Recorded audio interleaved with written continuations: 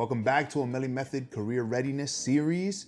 And now we're about to move on to episode 3. Talk less, do more, and let your actions speak success. Let me start off by telling you a little secret. In life, you are not judged by what you intended to do or what you think you do. You are judged by what you actually are. So what does that mean? Think of someone that you know that says they want to be the best baseball player ever, and they're adamant about it. Every single time you ask them, I want to be a baseball player, I want to be a baseball player.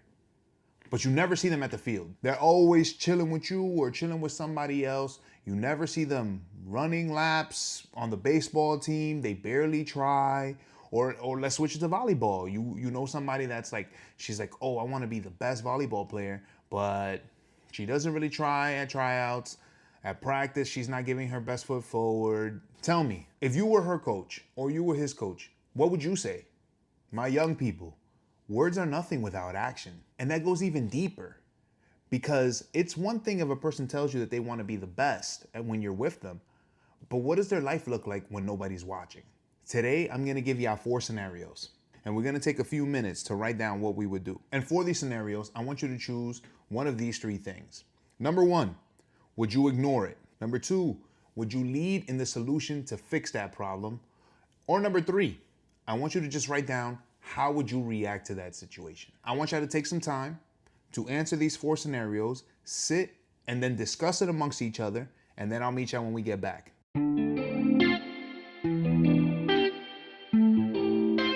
Welcome back. I would have loved to hear what the class came to, and I do want to shout out everybody that did take this assignment seriously and was honest. Because remember, we're talking about integrity. Integrity is doing the right thing when nobody else is looking. And now we got something to tie you to.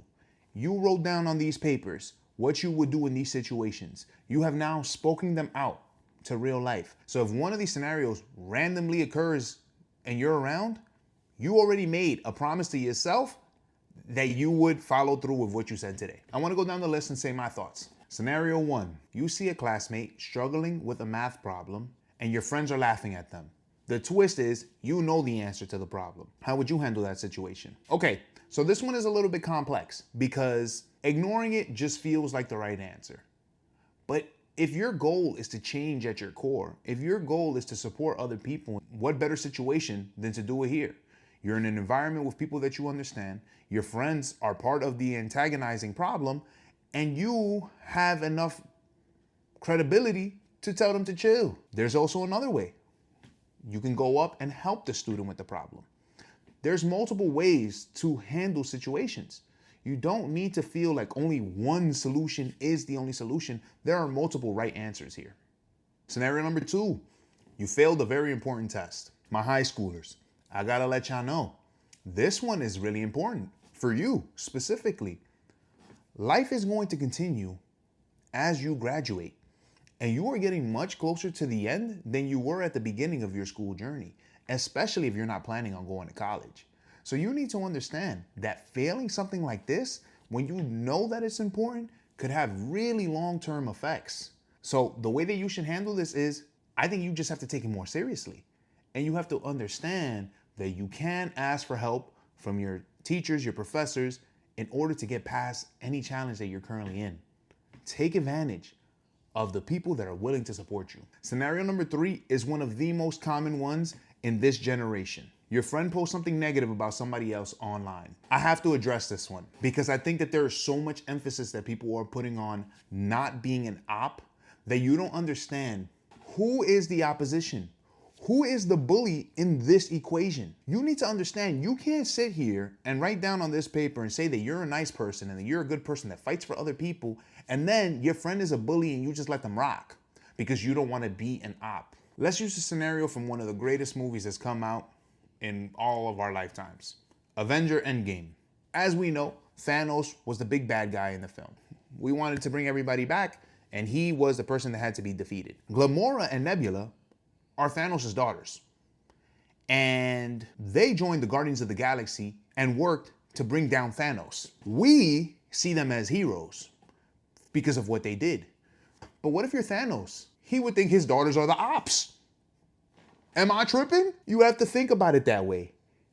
If he's the bad guy and he gets betrayed to the good guys, he's calling people ops. And who cares? Because he is the person in the wrong. So you have to think about it that way. Every single time you don't stand up for injustice, or when people around you, you let them do bad things, just know that you are part of the problem. Your personal brand is associated with that individual.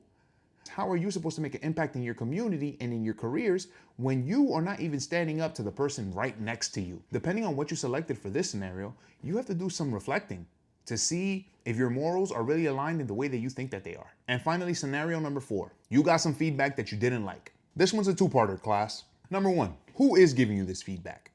If it's somebody that you feel is at the same level as you or doesn't really have much going on, then you need to really evaluate how valuable that feedback is. Is it really that deep?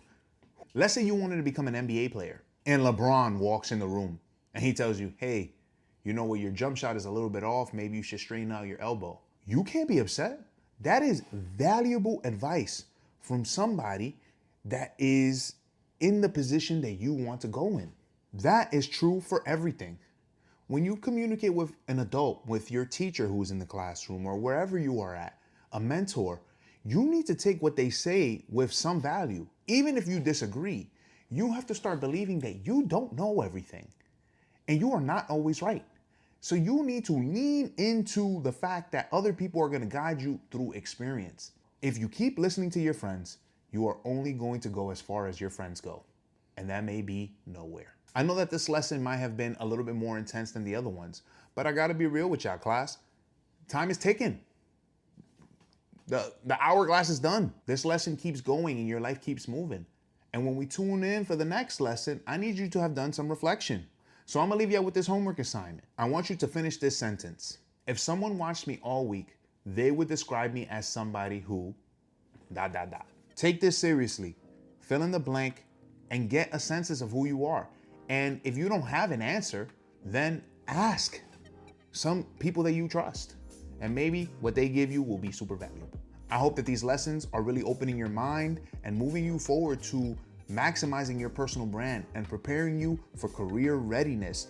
Career readiness, not job readiness. You need to step up, because the last thing you want to hear in the future is, hey man, put the fries in the bag. You don't want that to be you. All right, class. I'll see y'all later. Peace.